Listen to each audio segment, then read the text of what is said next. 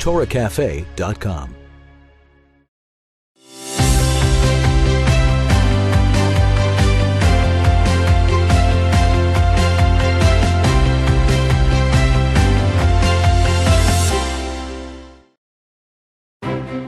Please welcome internationally recognized speaker, author, and counselor, known as the Kabbalah Coach, Mrs. Shimona Tzukernik.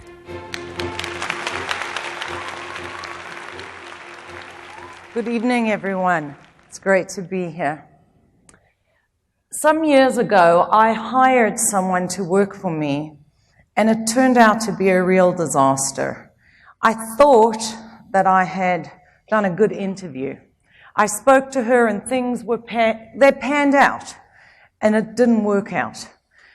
So I realized there was something in the way I was doing an interview that wasn't working. And I called a family friend, Shmuel Goodman.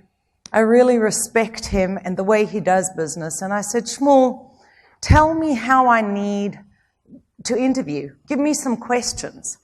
He gave me a bunch. I don't remember. There were some gems in there. But what really struck me is that Shmuel said to me, Shimona, ask your next applicant what her isms are.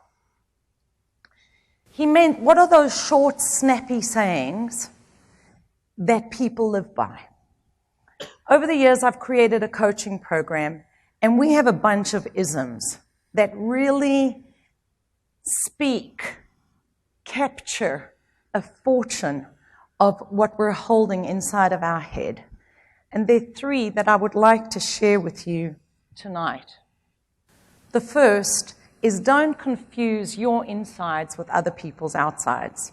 I don't know if you've heard the joke, what do you call someone who wears a mask all the time? Two-faced. And really, if you think about it in Hebrew, what we find is that the organs of our body that are singular, like a nose, a mouth, a pear, your head, are named with a singular name. Those parts of the body that have got two, yadayim, hands, raglayim, your feet, einayim, your eyes, that's plural. But what do we call a face in Hebrew? Panim. Panim is plural. And the reason is because we are all two-faced. All of us are wearing one face on the outside and a very different face on the inside. And it's easy to get confused. We experience ourselves on the inside, and we experience other people outside in. Me inside out, but you outside in. And so when we look at other people and we remember this, two things happened. You know, I came here tonight.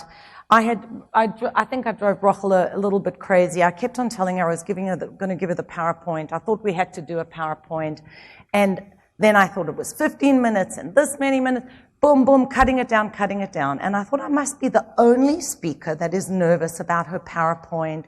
And then I said, you have to change the topic because the other one was there. I came down. And I don't know what everyone's experience was. But there was another speaker here who came up to that podium just as I came in, and he said, you need to change the title of my topic. And I just thought to myself, wow, that's the first ism I'm talking about, you know. I could think to myself, this person X, Y, Z. We judge ourselves against a standard that isn't realistic, because what you're seeing on the outside is the mask. And inside of that person, there's another whole experience. So that's one side of the ism. The other side of that ism is to really judge a person to the right. We tend to judge ourselves by our intentions and others by their actions.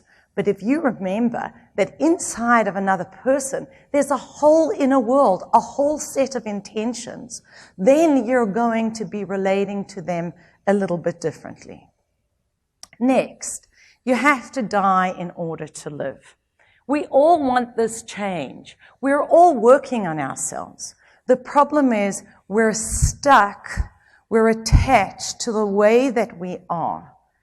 And what we stand to gain isn't important enough or tangible enough. You will never change unless what you stand to gain is worth more to you than what you gain by staying the same. Not possible.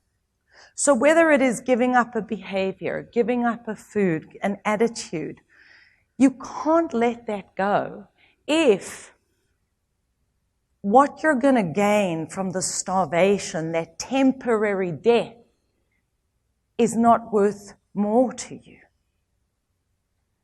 You know, I saw years ago a documentary. Scientists took animals and they put food inside bottles, and then a fox would come along and put its paw inside the bottle, grab hold of the little rodent inside, and now it had the rodent, but what? Its paw was too big. It couldn't get it out of the bottle. And animal after animal just didn't pull their paw out. All they had to do was let go and pull it out. But they were attached to that thing. So we have to say to ourselves, if you want that change, one is interpersonal, one is in me. I have to be willing to surrender, to let go of what it is that I love in order to gain something that's much more valuable. And then believe that God believes in you.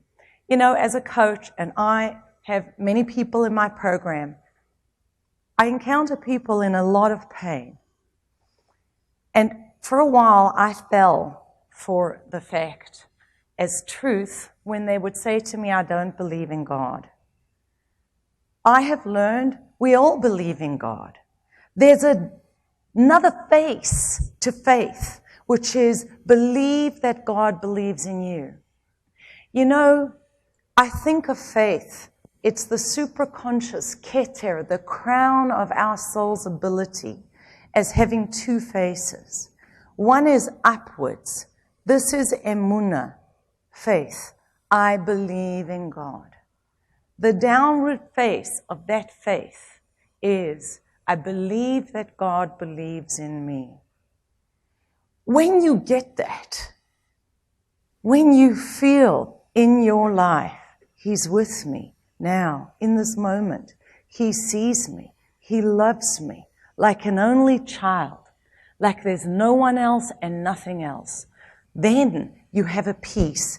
And you know what happens, folks? You surrender. And once you surrender, Malchut, you can begin to manifest all the wonder of who you are. One last thing, and I know I only have 10 seconds.